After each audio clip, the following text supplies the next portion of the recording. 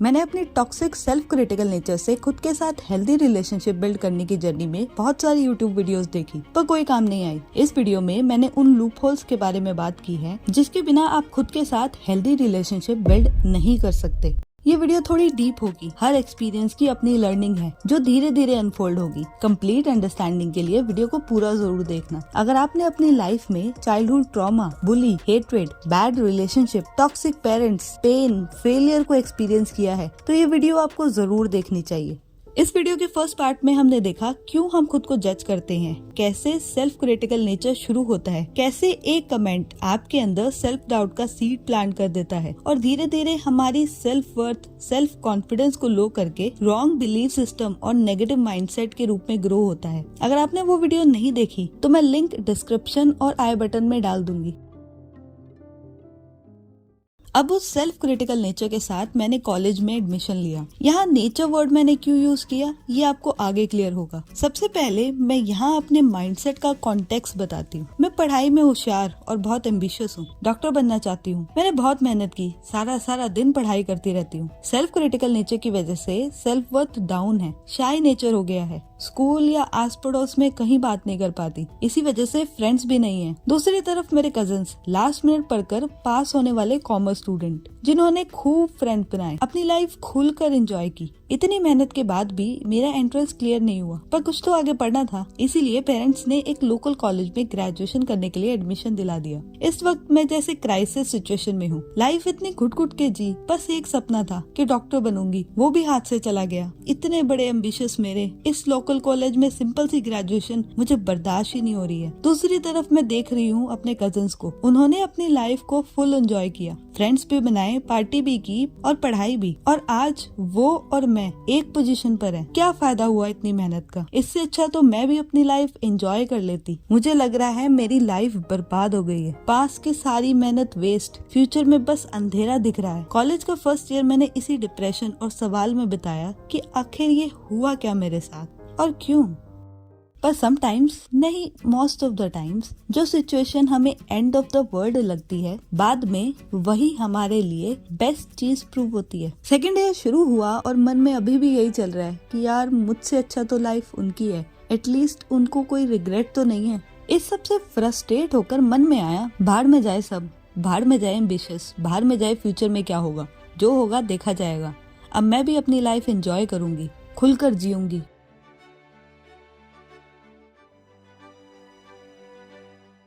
Consciously या unconsciously हम सबको सिखाया जाता है, या हम सब खुद परसेप्शन बना लेते हैं। ज्यादा पढ़ोगे तभी औरों से आगे निकल पाओगे, सक्सेसफुल हो पाओगे। ज्यादा अचीव करने के लिए ज्यादा काम करना पड़ता है। पर फेलियर के बाद मुझे समझ में आया दिस इज एक्चुअली मिथ। ज्यादा पढ़ने से या ज्यादा देर पढ़ने से सक्सेसफुल नहीं होते, बल्कि इफेक्टिवली पढ़ने से सक्सेसफुल होते हैं। ज्यादा काम करने से नहीं, बल्कि कम काम करने से हम सक्सेसफुल होते हैं। इसके बारे में मैंने एक वीडियो भी बनाई है, do less to achieve more. अगर आप इसके बारे में ज्यादा जानना चाहते हो तो आप ये वीडियो देख सकते हो, लिंक आपको डिस्क्रिप्शन और आई बटन में मिल जाएगा। खैर, जब मैंने ये सोच लिया कि मैं खुद को रिस्ट्रिक्ट नहीं करूंगी, खुलकर जीऊंगी, मानो जैसे मेरे दिमाग से सारा स्ट्रेस, सारा बोझ चला गया हो। मैं बहुत खुश हूँ, डर लग रहा है, पर फिर भी उसे ओवर पावर करके फ्रेंड्स बना रही हूँ, लोगों से बात कर रही हूँ। पर कपड़े चेंज हुए हैं, इंसान तो वही है। मतलब सेल्फ क्रिटिकल नेचर, दूसरों को इम्प्रेस करने का कीड़ा और लो सेल्फ वर्थ अभी भी मेरे साथ चल रही है। क्यों?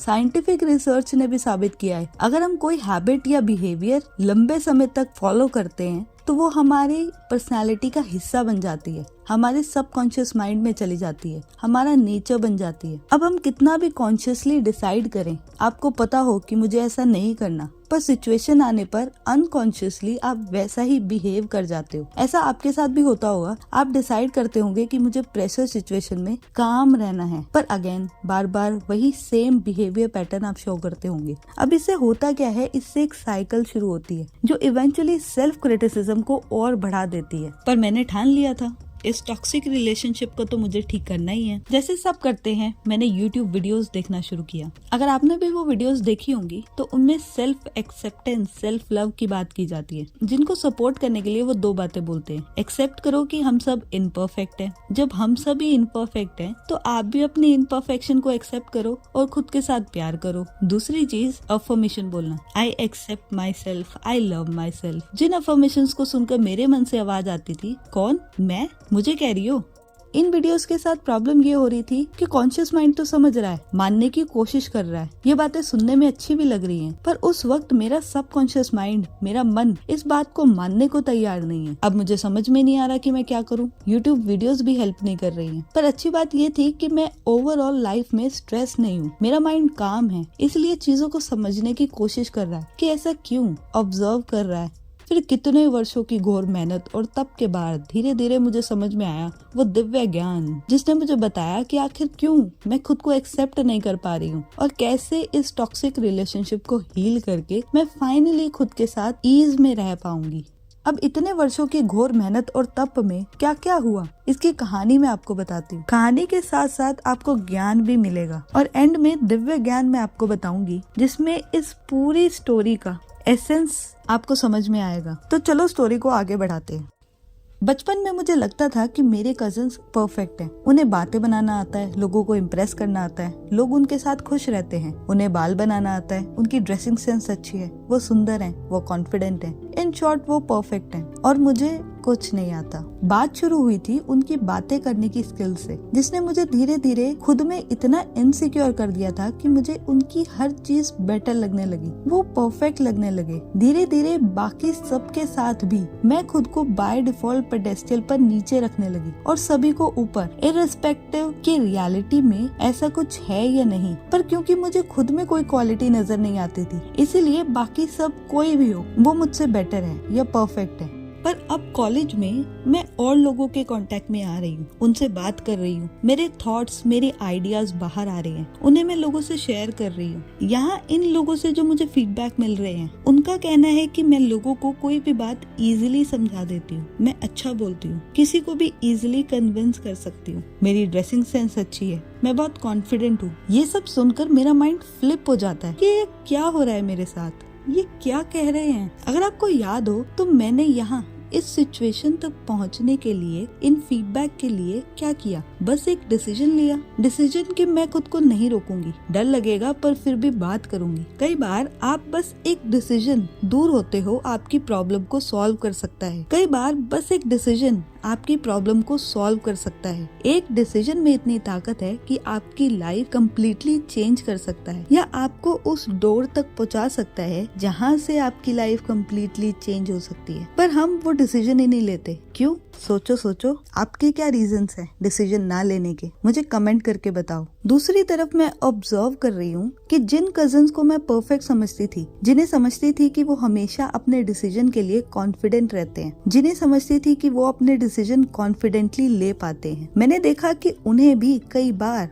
कई चीजों में औरों के ओपिनियन की जरूरत पड़ती है। वो भी वैलिडेशन मांगते हैं, भले ही मुझसे ना पूछते हो, मेरे सामने ना पूछते हो, पर वो लोग भी अनश्योर होते हैं। यही चीजें मैंने बाकी लोगों में भी ऑब्जर्व की। तब अवेयरनेस आई कि कई बार जैसा हम देखते हैं, जैसा हम समझते हैं, जैसा हम फील करते हैं, जैसा हम बिलीव करते हैं, वो सब हमेशा सच हो ऐसा जरूरी नहीं है। ये सब डिपेंड करता है कि हम लोगों को, चीजों को परसीव कैसे करते हैं। हम ये भूल जाते हैं कि हमारा परसेप्शन आइसोलेशन में नहीं, बल्कि societal standards, parents pressure, peer interaction या हमारे खुद के रॉन्ग बिलीफ से इन्फ्लुएंस हो सकता है। ये अवेयरनेस कि जिन लोगों को मैं परफेक्ट समझती थी वो एक्चुअल में परफेक्ट है ही नहीं, और जिन लोगों को मैं नालायक समझती थी, यानी मुझे खुद को, वो इतने भी नालायक नहीं है। अवेयरनेस कि मैं बुरा नहीं बोलती, अवेयरनेस कि आपके बेटर या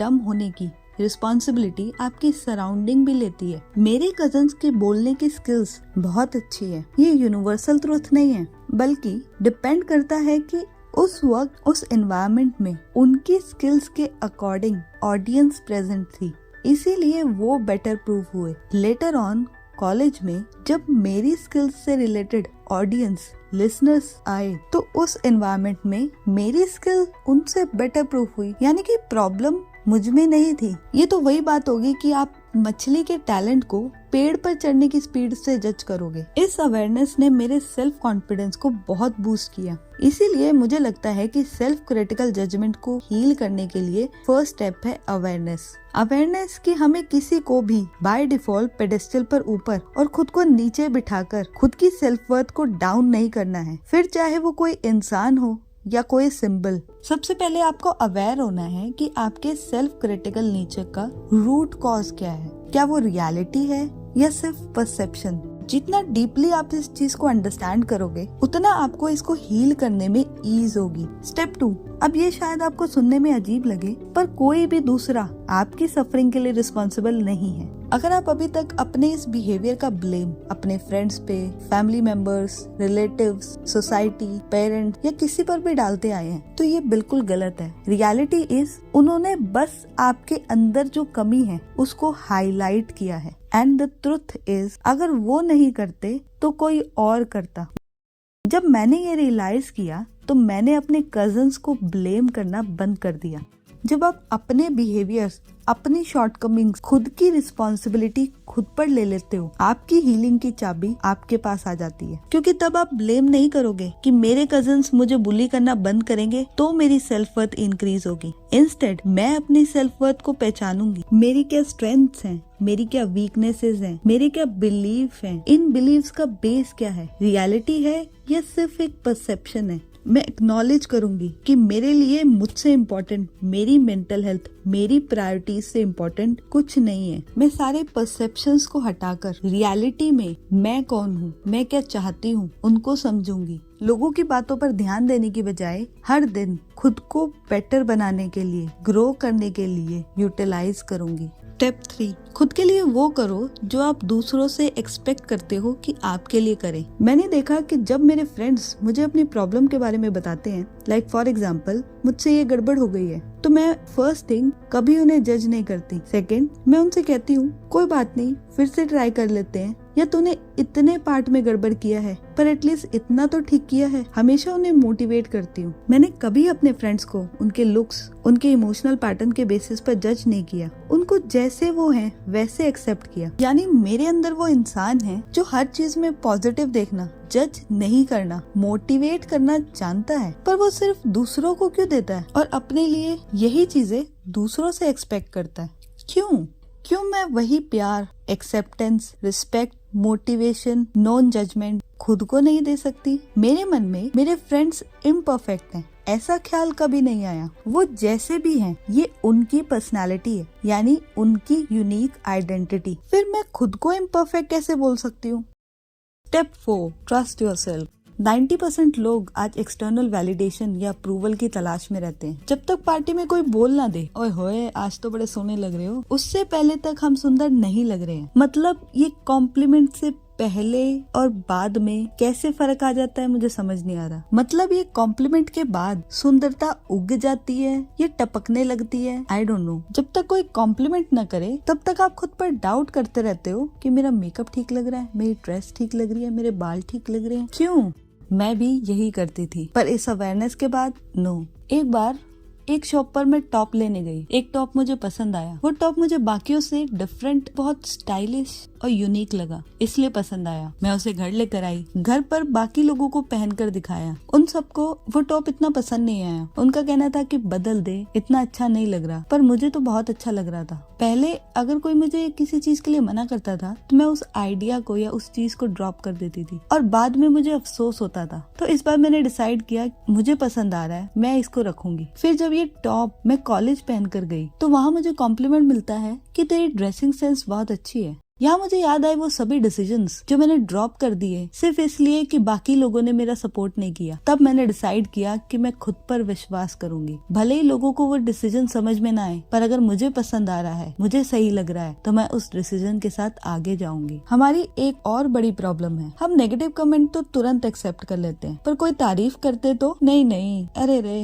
अरे मैं कहाँ। मैंने भी जब कॉलेज के फ्रेंड्स मुझे कॉम्प्लीमेंट करते थे, इनिशियली मैंने उन पर कभी विश्वास नहीं किया। इनफैक्ट मैंने तो शुरू में कॉम्प्लीमेंट मिलने पर भी उसे रिजेक्ट कर दिया। खुद पर विश्वास करो, खुद को विश्वास दिलाओ कि मैं तुम पर ट्रस्ट करता हूँ, मैं तुम्हारे साथ हूँ, हम मिलकर सब कर लेंगे। Step 5, acceptance. एक्सेप्टेंस उस लोअर स्टेट से नहीं कि मैं जैसी हूँ, जैसी भी हूँ वैसे एक्सेप्ट कर लूँ, बल्कि उस एम्पावर स्टेट में कि आई नो कि मैं सोसाइटी के सो कॉल्ड एक्सेप्टेड स्टैंडर्ड्स में फिट नहीं आती, पर इससे मुझे कोई प्रॉब्लम नहीं है। क्यों? क्योंकि आई नो कि मैं यूनिक हूँ, मेरे अपने स्टैंडर्ड्स हैं, मेरा काम उन स्टैंडर्ड्स को मीट करना है। सोसाइटी के या किसी और के स्टैंडर्ड मीट करना मेरा काम नहीं है। Step 5, be grateful.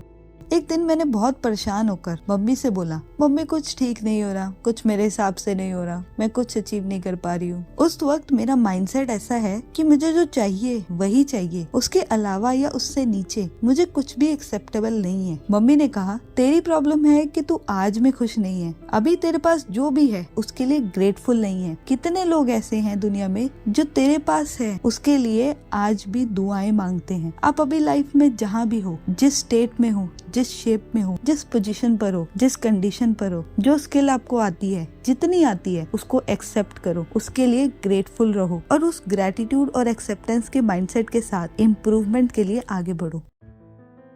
अपने एक्सपीरियंस की नॉलेज को अगर मैं सम अप करूं और ये समझने की कोशिश करूं कि क्यों हम खुद को टू हार्शली जज करते हैं, तो मुझे समझ में आया कि आपका सेल्फ क्रिटिकल नेचर किसी भी वजह से हो, सबका एक ही बेसिक स्ट्रक्चर होता है। पहला कि हम अनसेटिस्फाइड हैं अपनी करंट रियलिटी से। फॉर एग्जाम्पल, हम अपनी current position, status, situation, action, nature, appearance से अनसेटिस्फाइड है। दूसरा, और हम कुछ और बनना चाहते हैं, कुछ और होना चाहते हैं, कहीं और होना चाहते हैं जो हमसे दूर है। अभी तक यहाँ पर कोई प्रॉब्लम नहीं है। ह्यूमन सर्वाइवल या ह्यूमन इवोल्यूशन के लिए खुद को और अपनी सराउंडिंग को इम्प्रूव करना, उसे बेटर बनाना, ग्रो करने की डिजायर रखना एसेंशियल है। प्रॉब्लम तब शुरू होती है जब अनसेटिस्फैक्शन और हमारे एम की inspiration wrong standard, wrong belief या डिसबिलीफ से आती है। फॉर एग्जाम्पल, एक स्टूडेंट किसी टॉपर की वीडियो देखकर डिसाइड करता है वो 16 घंटे पढ़ता था, इसीलिए मैं भी डेली 16 घंटे पढ़ूंगा। उस स्टूडेंट ने नहीं सुना एग्जाम के दिनों में, इसीलिए ये उसका रॉन्ग स्टैंडर्ड हो गया। लेकिन अगर हम इसे डीपली समझें तो उस स्टूडेंट को नहीं विश्वास कि वो 8 घंटे पढ़कर भी इस एग्जाम को क्रैक कर सकता है। मैं अपनी कजन की तरह बातें नहीं कर पाती, इससे मेरे अंदर बिलीफ पैदा हुआ I am not good enough, कि मैं उनके जैसे बातें नहीं कर पा रही, इसीलिए I am not good enough, ये मेरा रॉन्ग स्टैंडर्ड है। पर कॉलेज में आकर प्रूफ हुआ कि ये मेरा खुद पर डिसबिलीव भी था। आप जिस भी चीज के लिए खुद को क्रिटिसाइज कर रहे हो, सबसे पहले आपको अवेयरनेस लानी है कि इसका रूट कॉज क्या है। आपको आइडेंटिफाई करना है कि मेरे कौन से रॉन्ग बिलीफ, डिसबिलीफ या रॉन्ग स्टैंडर्ड की वजह से ये बिहेवियर आ रहा है। जैसे मेरे केस में मेरे आज के बिहेवियर का रूट कॉज मेरे बचपन के बैड एक्सपीरियंस में छिपा था। वैसे ही आपको अवेयरनेस लानी है कि आपके बिहेवियर का रूट कॉज क्या है। जब तक आपको ये अवेयरनेस नहीं आएगी तब तक आप कितनी भी अफर्मेशन बोल लीजिए, आपका सबकॉन्शियस माइंड किसी भी अफर्मेशन को एक्सेप्ट नहीं करेगा। इन सब की अवेयरनेस आने के बाद new empowering thoughts, belief, habit और बिहेवियर को अपने अंदर उतारना होगा ताकि ये न्यू पैटर्न्स आपका नेचर बन जाए। पर इस प्रोसेस को होने में थोड़ा टाइम लगेगा। इनिशियली ओल्ड पैटर्न्स बार बार हिंड्रेंस क्रिएट करेंगे और सिचुएशन हमेशा आइडल नहीं रहेगी। चैलेंजेस आएंगे जो आपको वापस उसी ओल्ड माइंडसेट पर लेकर जा सकते हैं। जिसे डील करने के लिए 5 स्टेप फॉर्मूला याद रखिए। Number 1, practice mindfulness. जब भी आप खुद को खुद के साथ क्रिटिकल होता देखो, सबसे पहले उस थॉट को खुद को डिफाइन मत करने दो, बस उस थॉट को आने दो। उससे रिलेटेड कुछ बातें दिमाग में आ रही हैं, कुछ नहीं करना, उसे ऑब्जर्व करो और जाने दो। Step 2, challenge negative thought. अब इस नेगेटिव थॉट को चैलेंज करो, खुद से पूछो कि क्या ये सच है, क्या ऐसा सोचना मेरा किसी तरह से हेल्प करेगा। आप देखोगे मैक्सिमम केसेस में आपका इनर क्रिटिक बस बढ़ा चढ़ा कर बोल रहा होगा, असल में ऐसा कुछ नहीं होगा। Step 3, celebrate small wins. हर दिन छोटी से छोटी पर एटलीस्ट 3 चीजें जो आपने उस दिन अच्छी की हो उन्हें लिखिए। फॉर एग्जाम्पल, आज मैंने उस सिचुएशन में गुस्सा नहीं किया, आज मैंने ज्यादा स्माइल किया, आज मैं सुबह ही नहा लिया था। ऐसा करने से धीरे धीरे आपका माइंड ट्रेन हो जाएगा मिस्टेक्स की बजाय पॉजिटिव चीजों को नोटिस करने में। Step 4, talk to yourself like a friend. जब भी आपको कोई प्रॉब्लम हो, इमेजिन करो कि आपके फ्रेंड को सेम प्रॉब्लम है। अब सोचो कि आप उन्हें क्या कहोगे। अब वो सब खुद से कहो। Step 5, be compassionate to yourself. कोई बात नहीं आज अगर आपने ब्रेक ले लिया तो, कोई बात नहीं अगर आज आपका रोने का मन कर रहा है तो, कोई बात नहीं आज अगर मैं फेल हो गया। आप इंसान हैं, खुद को अच्छे इंसान की तरह ट्रीट करो जो ट्राई कर रहा है सीखने की, अपना बेस्ट दे रहा है। कितने लोग ऐसे हैं जो ट्राई ही नहीं करते। रिमेम्बर, खुद को जज करना रोकना सीखने का मतलब ये नहीं है कि हम अपने फ्लोस को इग्नोर करें, बल्कि रिकॉग्नाइज करते हैं कि हम सब ह्यूमंस हैं। मिस्टेक पार्ट है ग्रोथ का और हम डिजर्व करते हैं खुद के साथ थोड़ी काइंडनेस। इसीलिए नेक्स्ट टाइम जब आप खुद को ओवरली क्रिटिसाइज करते पकड़ो तो एक डीप ब्रेथ लेना और खुद को याद दिलाना कि ये चैलेंज मेरे लिए हर्डल नहीं है, बल्कि अपॉर्चुनिटी है अपनी हाईलाइटेड शॉर्टकमिंग्स को इम्प्रूव करने की, बेटर बनने की, कुछ नया सीखने की। खुद को याद दिलाना कि आप जो आपके लिए बेस्ट पॉसिबल है वो कर रहे हो और उतना बहुत है और वही मैटर करता है।